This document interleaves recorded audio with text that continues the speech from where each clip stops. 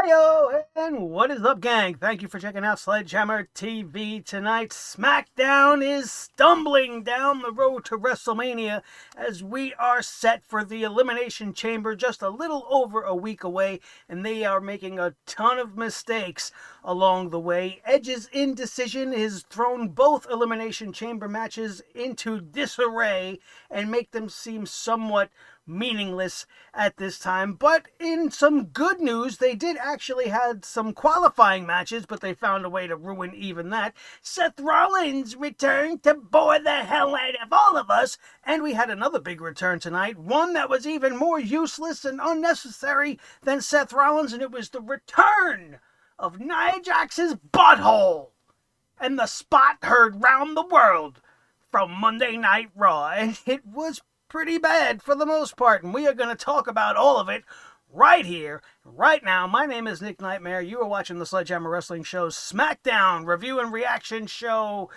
Let's do it. The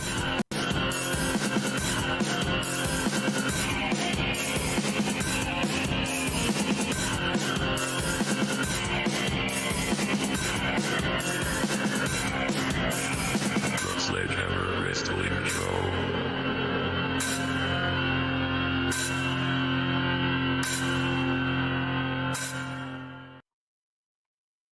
If I'm being honest, I don't understand the thought process when it comes to how they are booking everything going towards the Elimination Chamber on the road to WrestleMania this year. It just doesn't make any sense. Edge not choosing his opponent just yet has caused such great issues for the Elimination Chamber pay-per-view. Usually, in a perfect world, the winner of the Royal Rumble, by the time we got to the Elimination Chamber pay-per-view, would have chosen his path, and the Elimination Chamber would be used in an effective manner to set up the challenger for the other show's main event title match at the biggest stage of the year, WrestleMania. That's how it's supposed to go, but now, with the way things are going this year, let's look at how things are going down. Raw is having Drew McIntyre defend the championship in the Chamber, which leaves a couple of things that can happen. One, Edge chooses Roman Reigns, and the Chamber for Raw is now wasted on an unnecessary title defense instead of using it to decide a number one contender for the title shot versus Drew at WrestleMania, because Edge would be fighting Roman Reigns. Consequently, if he chose to fight Drew McIntyre, it leaves SmackDown with a whole lot of issues. And see, SmackDown did the right thing tonight with having people go into the Elimination Chamber to earn a shot at Roman Reigns, but they still screwed it up because they are choosing his next opponent not for WrestleMania, but for the Elimination Chamber pay-per-view that very same night.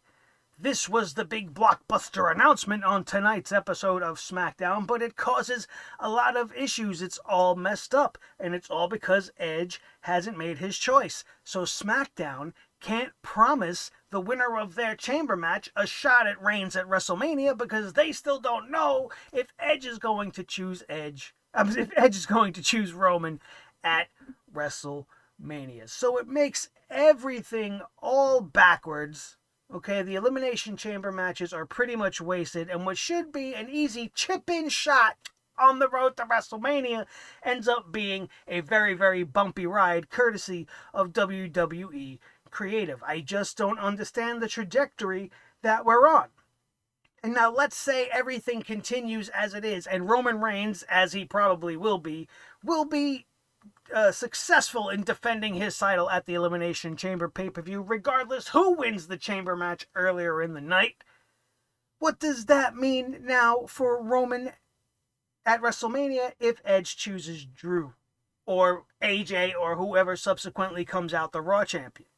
It leaves Roman with no challenger, standing all alone with nobody, and the same thing happens on the Raw side of things. By the end of the night, there's no number one contender. Whoever's the Raw champion's the Raw champion, and they have a few weeks to build some sort of a title match towards WrestleMania. And you think we're going to be interested in anything they have to say or anything they have to do to build up towards that in such a short amount of time when everything is ass backwards right now? It's so easy. It's pathetic. But at least they had the qualifiers, right? Don't make me laugh. These qualifiers were about as random as everything else the WWE does. Random! Completely, totally fucking random. Okay, now the field for the Elimination Chamber by the end of this night, let's pull it up right now. Here, ladies and gentlemen, are your combatants going in to the Elimination Chamber for SmackDown. We have Daniel Bryan, Kevin Owens, Jey Uso, Constable King Dickhead Baron Corbin, Sami the Complainer Zayn, and Cesaro, who has been on fire as of late. Now, normally this would be a very good field of choices. But let's take a look at some of these guys and just analyze it just for a second. Tonight on SmackDown, it was, hi, I'm not the GM, but I am the GM, but I'm actually not the GM. WWE official Adam Pearce's job to fill the Elimination Chamber. He initially said Roman was going to defend the title in the chamber, but Paul Heyman said some legal bullshit, and next thing you know, it's going to be a match that the winner will have a title shot at Roman at the Elimination Chamber the very same night. So, in his infinite wisdom, Adam Pearce, who's the GM but not the GM, decides he's going to put Jey Uso and Kevin Owens in this match, giving them a pass on having to qualify to get into the chamber because they deserve it. They deserve it? Now, I love Kevin Owens, and I think Jey Uso is fantastic, especially in this last, couple of months as Roman Reigns' right-hand man. But Kevin Owens has lost his 3 chances at the Universal Championship. What has he done to earn another opportunity at it? Nothing. Jey Uso has lost like his last 100 matches since winning that one match on SmackDown that put him in the main event. He was main event Jey Uso, yeah, but he was losing every single time. Do these sound like things that are deserving? No. Then to fill the remaining spots for the show, they just decided to book a couple of random tag team matches because they didn't have a plan going into this thing and were running out of time, and they only had a little more than 7 days to get 6 guys into the chamber that made sense, and they had to do it all in one night. So we are left with this field of very capable competitors, with the exception of King Dickhead. I'm not going to complain. I'm a huge fan of most of the guys in this match, but there was a better way to go about it. Much like we rebooked the Raw Elimination Chamber match, let's just substitute a few guys here and see just how much it makes sense. For me, instead of Kevin Owens, instead of Jey Uso, who don't deserve to just be placed in this match because they've done nothing but lose, and instead of Sami Zayn and King Corbin, who really have not done much of anything but take up TV space as of the last couple of weeks as well, I would substitute these guys with the Intercontinental Champion, Big E. He's the number 2 champion on the show. He should be, if anybody, he should be the one just given a pass into this thing and not have to earn a spot in the Elimination Chamber. I would put in Shinsuke Nakamura, who was on the verge of another monster push after a great showing in the Gauntlet match and great matchups with Daniel Bryan, and now has kind of fizzled out underneath Cesaro, who has kind of taken all the momentum. But I would definitely put Shinsuke in there, or at least have him qualify, right? And then to fill out the last 2 spots, I would put Otis and Chad Gable. Now, these sound like 2 throwaway picks, right? But you need to have a couple of guys that are going to lose, because there are a few obvious people that are not going to win.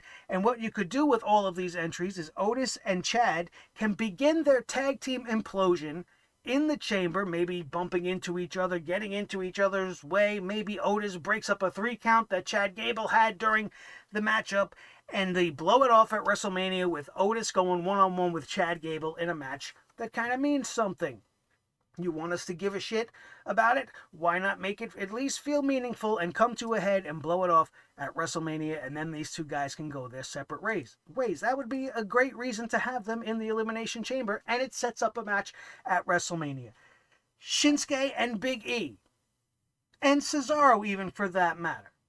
You get them involved in a little situation where one of those two guys could eliminate Big E Langston, setting up an Intercontinental Championship program, possibly even a triple threat match between Big E, Shinsuke, and Cesaro at WrestleMania. All because of their interactions and what went down in the Elimination Chamber. This is how I would have booked it. And then, of course, Daniel Bryan gets the win and gets the title shot at WrestleMania against Roman Reigns. It's just like too easy. It's too easy. It would be, it's like the writing's on the wall. Like, why don't you just read what's on the wall? Why do you have to do these weird little side steps and force people like King Dickhead in there? Who, what, just because he's still King of the Ring, that gives him a deservedness to be put into a matchup for the Universal Championship? It's so mind-boggling to me that it's actually fizzling out my brain as we speak. I don't understand what this company is thinking on many occasions, and this night would be proof of that, and big-time proof that they have no idea what they're doing. Let's go over the show really, really quickly. We went over the start of the show where Roman Reigns confronted Adam Pearce. He came out and took 20 minutes to get things started by doing the typical Roman Reigns, I'm the heel, I'm going to say things in Adam Pearce's face thing. They established the fact that the Chamber was going to now get us a challenger for Roman Reigns, and that match would be at the Elimination Chamber. Fine. Let's move along. Roman Reigns got in Adam Pearce's face when he just placed Kevin Owens in there, being very intimidating. Kevin Owens deserving a shot, as Adam Pearce put it. I don't know. I'm kind of with Roman on this one. I was pretty pissed about it. Doesn't really make any sense. Nothing against Kevin Owens personally. Think he's going to do great things in the Chamber. I just don't think, after we've seen him lose 3 title matches, we need him to show up and end up being the very predictable heavy favorite to win this thing, to give us one more throwaway match with Roman Reigns before WrestleMania. Not something that I really want to see on the cards. And then they set up these Elimination Chamber qualifying matches. The first one was set up by Sonya Deville. Sonya Deville, who's now the assistant GM, or maybe the head GM, being that she's doing things without Adam Pearce's permission. She informs Adam Pearce that she's so proud of him for standing up to Roman Reigns, and she made the first qualifying matchup of the night based off of what we seen last week, which you already know now it's not going to be good. We had Sami Zayn and King Corbin being put into a team to face Dominic and Rey Mysterio, the unstoppable team of Giant Baby Son and Tiny Dad. And this was another instance of some completely and totally random booking choices. They're just giving us repeat matches, calling it a qualifier, and making it seem like it matters. Sure, there were stakes involved. Sure, this match meant something because the winners would go on to something else. But I don't care to see these matches anymore. King Corbin in the ring with either one of the Mysterios just makes my brain want to hit the snooze button and get 10 more minutes of rest before we tune back in to this ridiculous TV show. Sami Zayn being involved is a no-brainer because they have nowhere else to stick him, so they might as well put him here. And then in a decent match, I mean, it's not the worst thing I've seen. Dominic Mysterio looked like he almost knocked his head completely off his shoulders, going through the ropes and hitting his head, I believe, on the announce desk at full speed. It was really tough to watch, and I hope the kid was alright, because it looked really bad. But there were a couple of fun spots. This was a typical tag team matchup, but in the end, the heels win this matchup. Sami Zayn and King Corbin defeat Dominic and Rey Mysterio, and I don't really care all that much. It gets even worse because we go to the back, and the Dirty Dogs, the new SmackDown Tag Team Champions, Rudolph Bobby Roode and Dolph Ziggler, they want to be in the Elimination Chamber. They feel like because they're tag team champions, they deserve a shot at the Universal Championship, and they wanted to be in this match and be placed into the Elimination Chamber. They swore they were going to win. They just wanted to be put in there. But of course, they gave them a matchup. You have to qualify, right? And Sonya Deville announced that they're going to take on Cesaro and Daniel Bryan. Another completely and totally random teaming, which doesn't really make much sense. These guys have been out there killing each other for the last couple of weeks. Sure, they showed a sign of respect, and they kind of hinted at Cesaro turning face alongside Shinsuke Nakamura over the last couple of weeks, but nothing was really said or proven or set in stone. But we have this matchup here, and I will never complain about seeing Daniel Bryan and Cesaro fighting in a wrestling show, but when you put them against Rudolph, the Dirty Dogs, I suddenly don't care. And once again, this match had stakes. It was a qualifier for a championship opportunity. But I didn't care. I didn't care. It was predictable. You had to know that there was no way the Dirty Dogs was going to beat Cesaro and Daniel Bryan.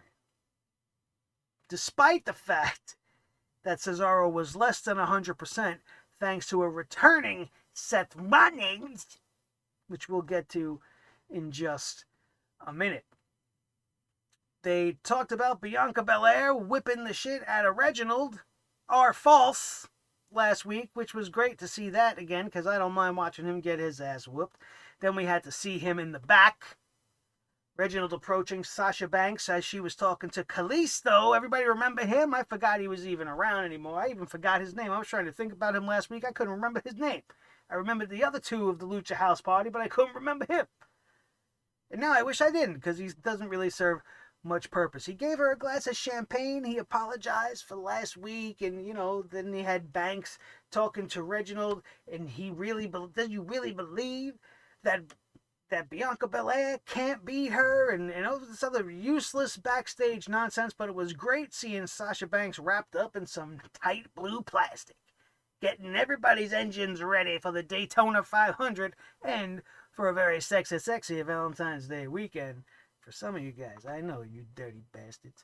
Anyway, the Intercontinental Champion Big E made his way to the ring. He was going off on a very good promo, talking about how he was leaving Apollo Crews and Sami Zayn behind him, when Apollo Crews would interrupt and walk down to the ring. And now I bet you're thinking, wow, Nick wants to drop the poop hammer on this, I bet. But you would be wrong, my friends, because this was a great segment. I loved the intensity between Apollo Crews and Big E here. Have you ever been somewhere where there was a fight about to go down and it made you feel all uncomfortable? Maybe you were at a bar or even at a supermarket or just at a park somewhere, and two big meatheads were getting in each other's face. They were saying all kinds of shit where you just knew that a fight was about to pop off, and it made you a little bit anxious. It made you all uncomfortable. It made you feel like, hey, maybe we should get out of here. That's how I felt watching Apollo Crews and Big E in each other's face on SmackDown tonight. I really feel like if they didn't already kind of kill Apollo's momentum and make him lose so much, this would be some really, really good shit. According to Vince McMahon, this is some good shit. And it could be great shit. But they kind of already did their damage. But with this one confrontation between these two guys, I'm already back into it.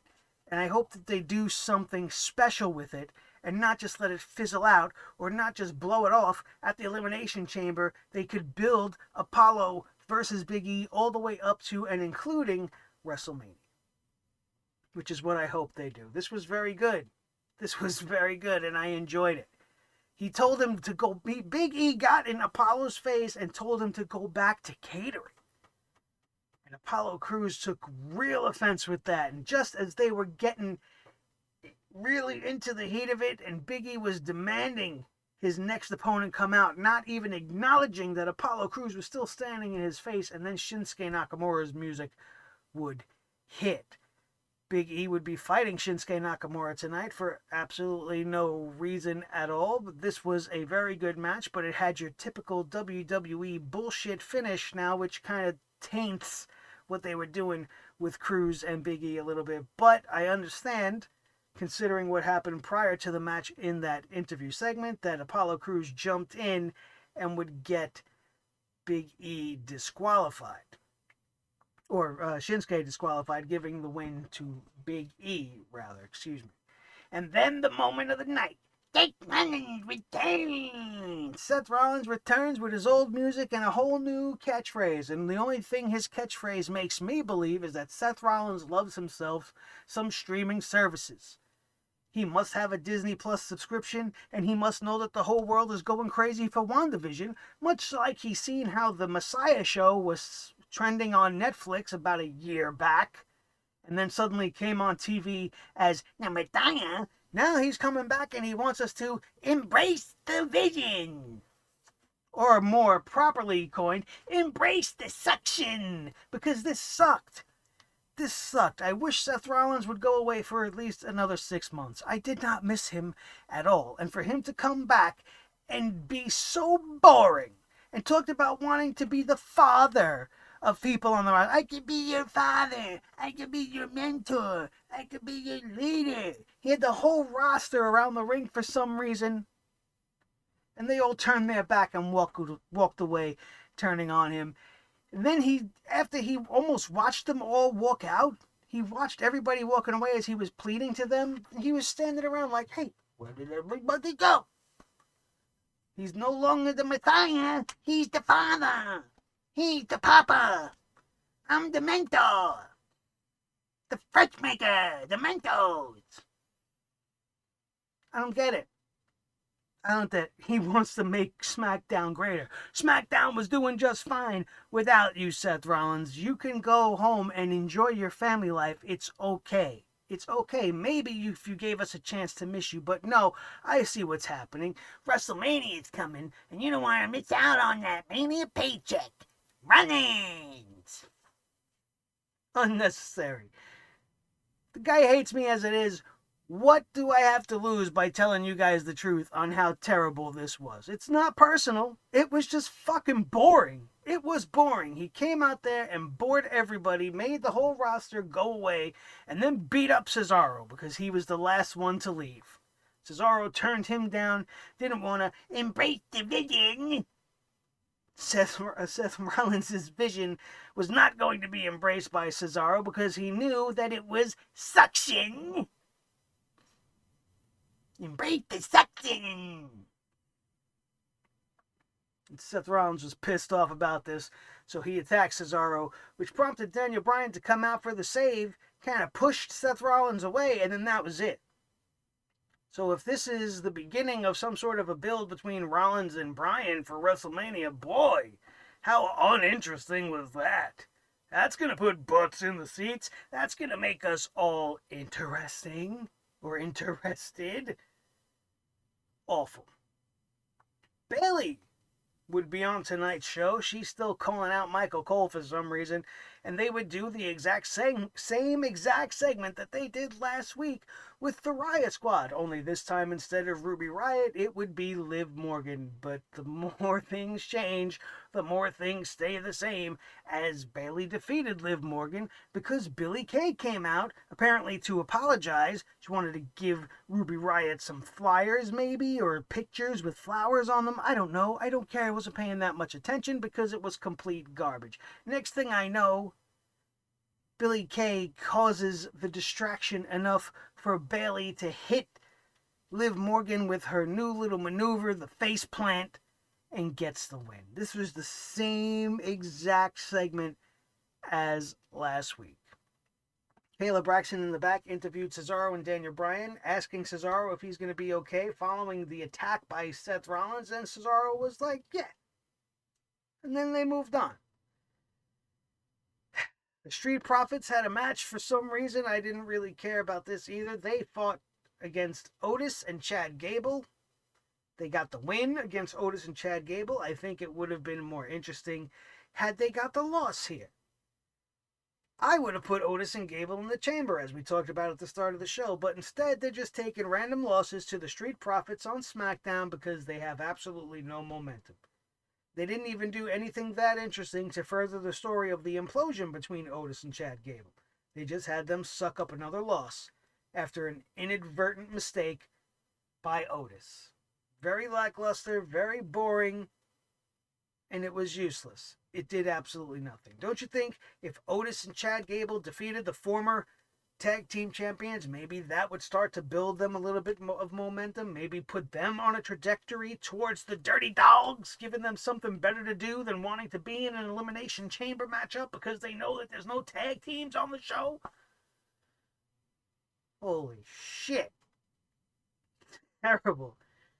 Terrible. Dawkins hits a spinebuster on Gable. Ford hits the frog splash. Still the prettiest frog splash in the game right now, I think, for the win. Sasha Banks came dancing down to the ring past the Street Profits, and even though the Street Profits just had a tough match with Otis and Gable, they was dancing too because, you know, dancing, that's what's in fashion right now. And Sasha Banks in her sexy blue outfit was doing a little dance. Danced her way down to the ring, and then she would talk about Bianca Belair and how great Bianca Belair is. She put her over a little bit. She says she likes Bianca Belair. She thinks of her as a big little sister. And she wants Bianca to pick her because the only one for the EST at WrestleMania is ME, says Sasha Banks. This prompted Bianca Belair to come out. And then we had a great segment on the horizon. We had a face-to-face between these two girls, and it was like this kind of friendly, tongue-in-cheek, playful back and forth, like, I respect you, but I will whip your ass, girl. And it was just cool. And it was back and forth, and it was really, really entertaining. And then, for some reason, I'm not like most girls, 'cause I got a busted asshole and I'm gonna come out and ruin everything right now. I'm Nia Jax hole. Nia Jax and her bruised butthole came to SmackDown. Why? It's everybody's fault. Not your fault, because if you're a sledgehead, most likely you hated that segment, just like me. You didn't laugh at her busting her butthole and screaming my hole the first time. We're definitely not going to laugh about it a second time around, especially when the second time around is going to be 100% not genuine. We've taken a moment, one meaningless, unnecessary, improvised moment from a completely garbage throwaway tables match, and have made it go down in history. It now sits right up there with Titus World Slide. It will never go away. And they decided to take this because of stupid social media people that blew up everything on Monday. With everything that happened in the chamber, the number one trending thing on Raw was Nia Jax's butthole. And so, of course, the WWE thinks we have to follow up on Nia Jax's butthole by doing it again. Nia Jax and Shayna Baszler come out with their championships because, you know, they can. And since WWE finds this funny and wants to reignite the Nia Jax's whole social media craze, they decide to bring the Raw Tag Team Champions, which they still bill them as the Raw Women's Tag Team Champions, to SmackDown to look like a couple of idiots. Now, I don't stand up for Nia Jax very often, but they brought her out there tonight to look like a complete and total fucking jackass. They came out talking about how they want respect and how they won the championships at the Royal Rumble the same night Bianca Belair won the Royal Rumble. Nobody's seen it because nobody watches the pre-show. So that'll answer your questions, girls. That's why you're being overlooked and why nobody's paying attention to the fact that you won the titles back, because you weren't even on the Royal Rumble main show. So that means you're not even important. But then we got clips played by Sasha Banks and Bianca Belair because Sasha heard, somebody tipped off Sasha that her mighty wholeness was coming to SmackDown tonight. So they fired up some clips from Raw showing Naomi get the pin and the win in the match, and then showing Nia Jax get her butthole smashed on the hardest part of the ring. which I was very surprised at this because WWE.com edited that out of the replay on YouTube and on their homepage. But now we're basing a whole segment around it. Instead of building up more tension between Sasha and Bianca, we're talking once again about Nia Jax's butthole, and then they do the spot again. Sasha Banks trips Nia off the ropes, falling onto her butthole, walking out once again the same way we did on Monday. And I just don't care. Do you? Let me know. Am I wrong for not caring? I don't think so. I think this was awful. And then the main event, which was a very, very good tag team match, because Ziggler and Rude can wrestle, and they're in there with two of the best in the game, and this was a really, really good tag team match. These guys worked really hard, and it was a very tremendous main event, and I'm not being sarcastic, and I'm not being, I'm not telling jokes or anything. I'm being 100% genuine. This was a very entertaining tag team match. I didn't like how they had to have Sami Zayn and King Corbin come out and watch just so that they can go to commercial in the middle of this matchup. But as you can imagine, after Daniel Bryan and Cesaro defeated the SmackDown Tag Team Champions, of course, the champs made themselves look foolish because they wanted to earn themselves an Elimination Chamber spot and now ended up losing, making the championships and their tag team look completely useless against a makeshift tag team that I don't think have ever even teamed before. So, good for you, you dirty dogs. Or you dumbass dogs. That's what you should be called, because you make stupid decisions like this. But after the match, of course, Sami Zayn and King Corbin would hit the ring. Jey Uso would attack Cesaro from behind with a chair. Next thing you know, Kevin Owens is out there, and all 6 men that were going to be in the Elimination Chamber are out there to close the match. He ran wild. He hit stunners on everyone like he was Stone Cold back in 1999 while Roman Reigns watched on a television in the back. And Kevin Owens promising, as SmackDown went off the air, that he was coming for Roman Reigns once again. So there you have it. That was SmackDown tonight. Another very predictable road in our future, because it seems to me that Kevin Owens is going to win the Elimination Chamber. Unless, on the Raw side of things, unless they have some weird alternate plan, it's either going to remain on Drew McIntyre or possibly be moved to AJ Styles. That would actually be the smart move, because I think Edge versus AJ is a much better matchup than Edge versus Drew McIntyre. If he's not going to choose Roman, which I don't still see the point of him even choosing Roman, which is what makes all of their choices that they've made for the Elimination Chamber pay-per-view confusing as hell and somewhat nonsensical and counterproductive.